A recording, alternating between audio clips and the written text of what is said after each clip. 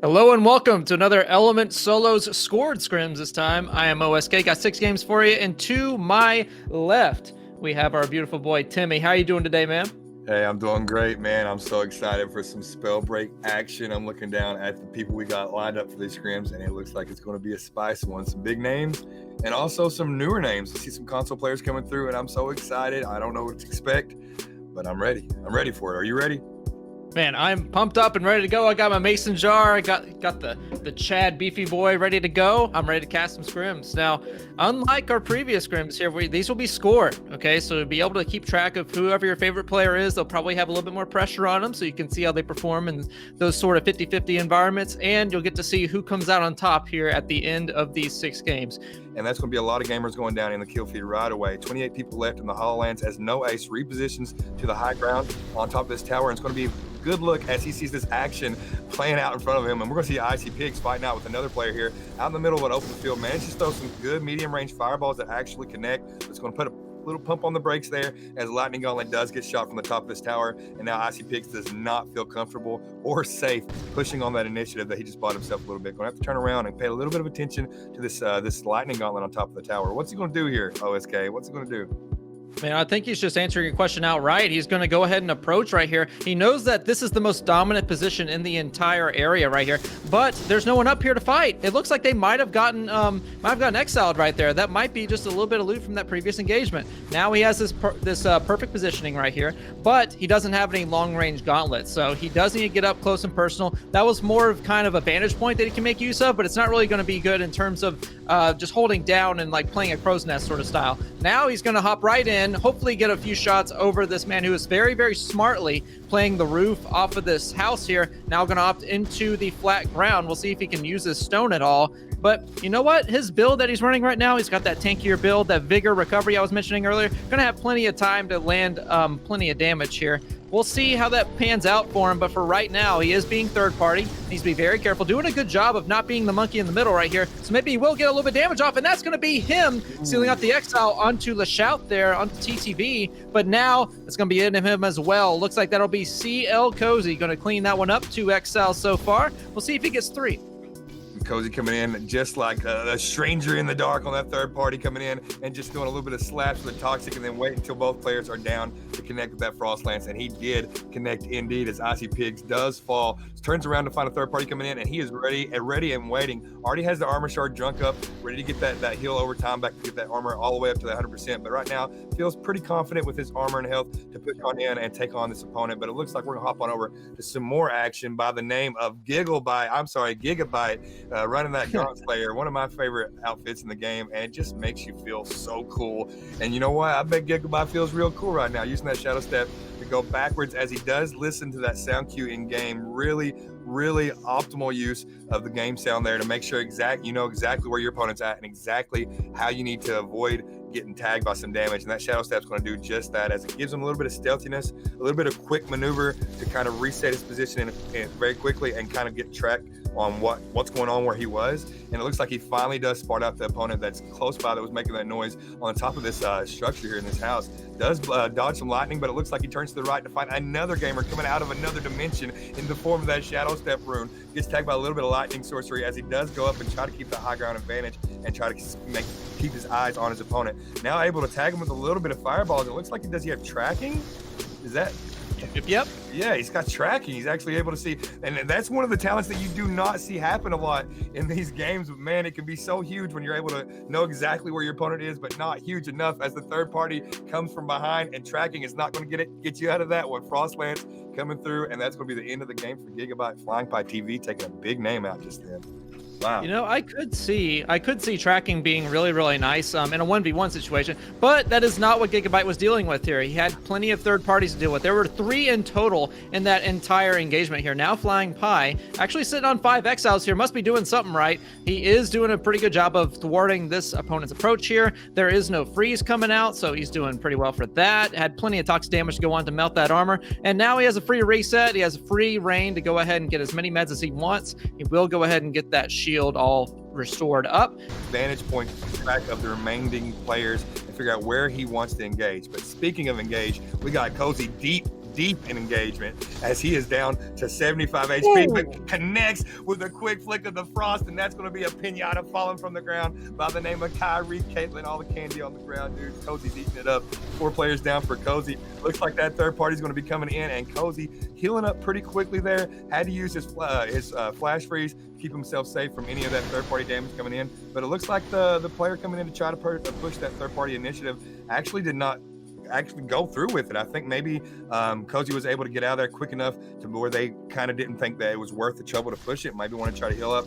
Now Cozy's seeing some more action coming up from the right side. Looks like he's going to try to use this line of sight cover as much as he can on the low ground. But unfortunately, when you're fighting against the toxicologists, they just have this ability to just deny so much area with that viscosity puddle. They can just lay down all that toxic on the ground. And if you step in it, not only is it a little bit of damage, it is basically a radar. It gives them an idea of where you are, how much health and armor you have, and exactly what they need to do in that situation. Looks like Cozy's able to get out of that pretty well, reposition it and heal up, but unfortunately he does not have a single armor consumable on hand. He is going to have to play this game with 100 health right now so far, unless he can take somebody out or pick up some more consumables. I don't know what's going to happen, OSK. I'm scared.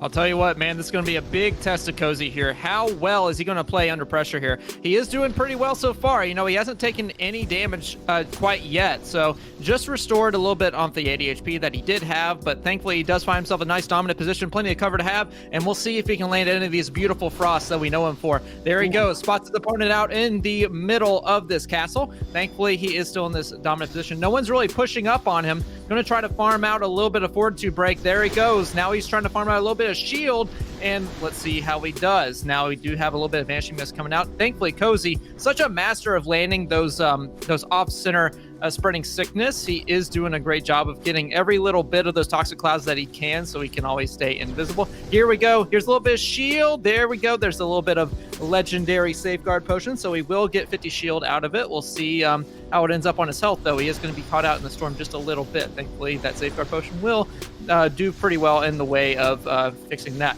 Now, this is a very interesting strategy by Cozy here. He knows that by putting the spreading sickness there, it is going to confuse his enemy on which toxic clouds are his and which are not.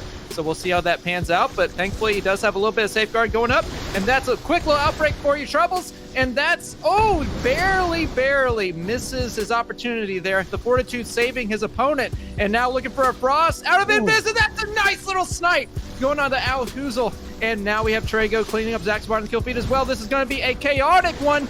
And now we have a little bit of freeze coming up. Oh no, Cozy is laid out, but thankfully, Don't Rage is going to throw in the fire and blow everyone up. That's every toxicologist out of this lobby, but Don't Rage rocking with 1 HP. Can our hero save the day? We'll have to see, Timmy, but man, it'll be a tough order.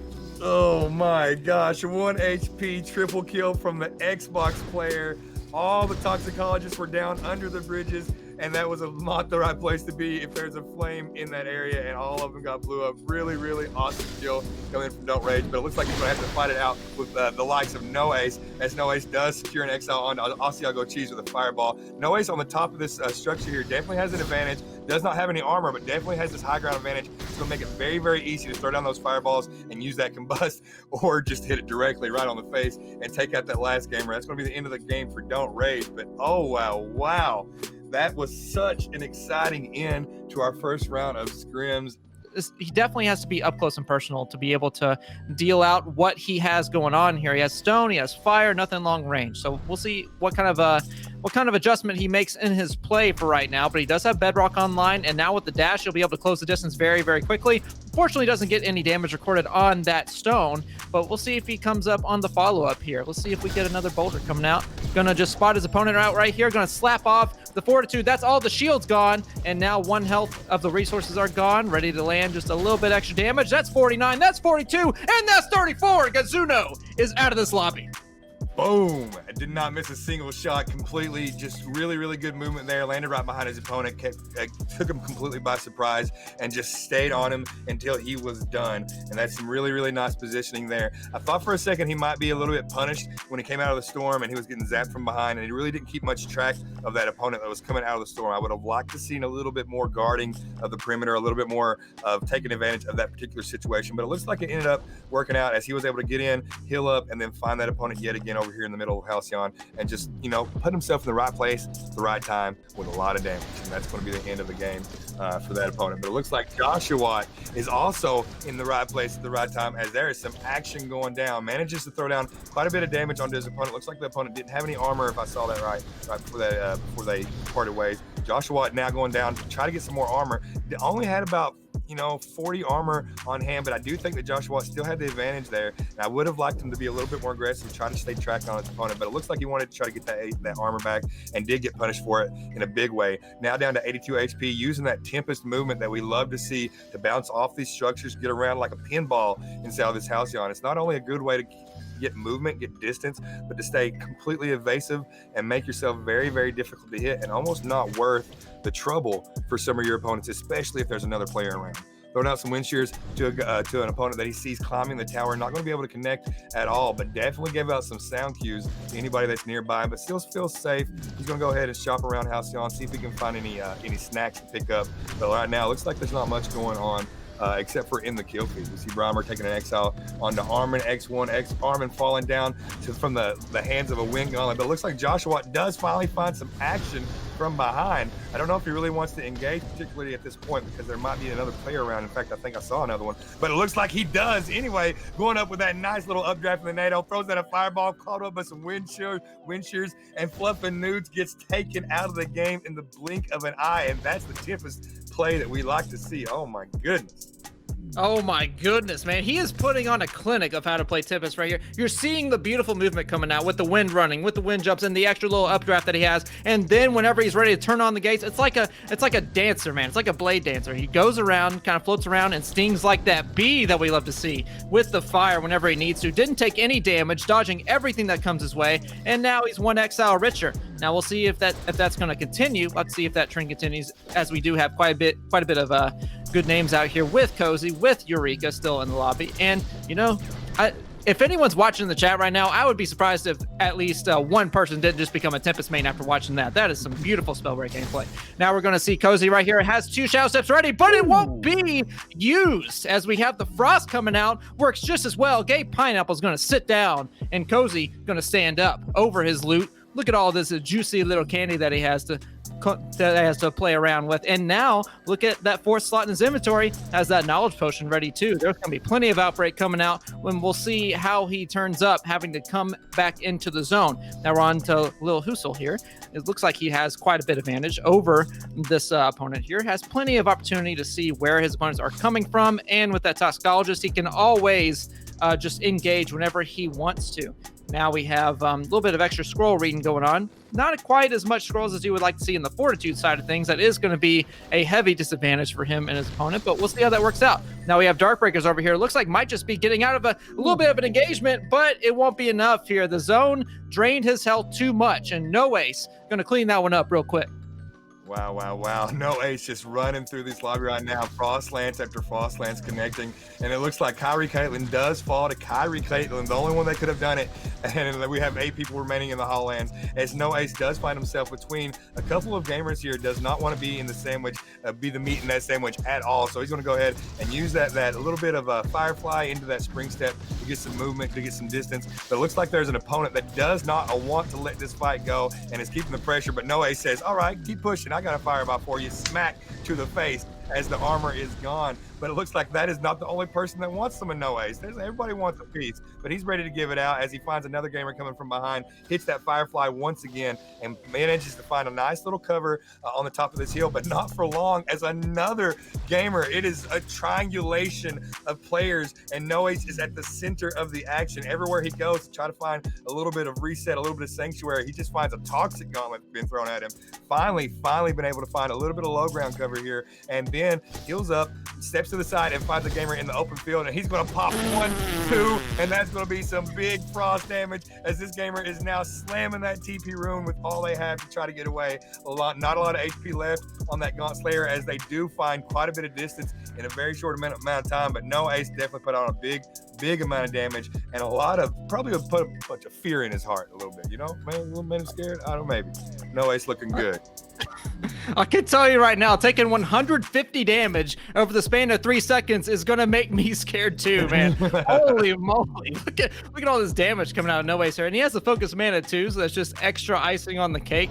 Oh my god, you don't want to come across this man. Now we're gonna hop over to QQZ here, also on the Pyromancer. We'll see how he does as well. Looks like a very, very similar build, but looks like it's more the movement-oriented build, not really more that damage-oriented. So we'll see how that plays out for him, but it looks like it's working out pretty well. Got a little bit of Ignite Tick coming out. 4 more damage will be the end of his opponent, and that's going to be another one. This is actually a different opponent here. Going to get a quick little Ignite here. Looks like it might be Joshua coming out. He is on a little bit of the losing side of this engagement, though, and that's going to be the end of him, QQZ. And much the same way Joshua did to his earlier opponent, just quickly cleans up Joshua. Now we have, looks like 5 men in this extra little circle right here, closing in very, very quickly. So needs to be very careful. It is going to be boxed in a little bit by this toxic cloud, but going to blow that up real quick, get that obstacle out of the way. Now QQZ sitting on 4 exiles here. We'll have to see if he ends up with any more. Looks like the zone will close him out right there. Needs to be very, very careful. Very, very nice bobbing and weaving by QQZ to dodge all these sources of damage. But now we have a little bit of frost coming out from